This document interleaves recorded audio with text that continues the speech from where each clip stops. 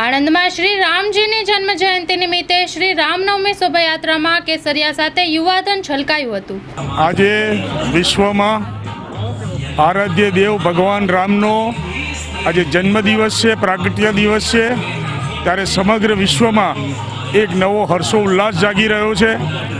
ભારત માટે આ રામનવમી ખૂબ જ મહત્ત્વની એટલા માટે છે કે 550 વર્ષ પછી વિશ્વ નેતા અને ભારતીય વડાપ્રધાન આદરણીય નરેન્દ્રભાઈ મોદીએ અયોધ્યામાં ભવ્યથી ભવ્ય રામલલ્લાજીનું મંદિર બાંધીને ત્યાં ભગવાન રામજીની સ્થાપના કરી છે।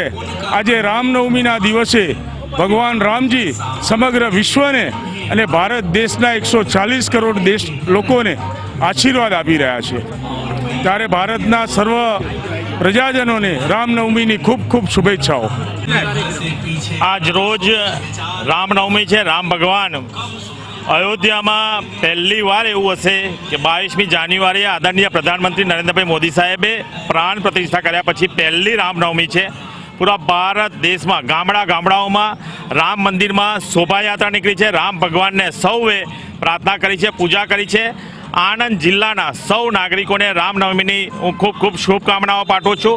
ભગવાનના ચરણોમાં પ્રાર્થના કરું છું કે આવતા વર્ષો ભારત દેશના વિશ્વગુરુ તરફ જ્યારે દેશ જઈ રહ્યો છે અને રામમય દેશ બની રહ્યો છે, ત્યારે જેની પણ પોતાની મનોકામના છે, સર્વની મનોકામના પૂર્ણ થાય અને ભારત દેશ વિશ્વમાં જે રીતે વિકસિત ભારત બનવા જઈ રહ્યો છે, વિકસિત ભારત બને અને આદરણીય પ્રધાનમંત્રી નરેન્દ્રભાઈ મોદી સાહેબ જે રીતનો દેશ બનાવવા જઈ રહ્યો છે, દેશની જનતાને જે રીતની દેશ જોવે છે એ રીતનો દેશ બને એવી ભગવાન રામ ભગવાનના ચરણોમાં પ્રાર્થના।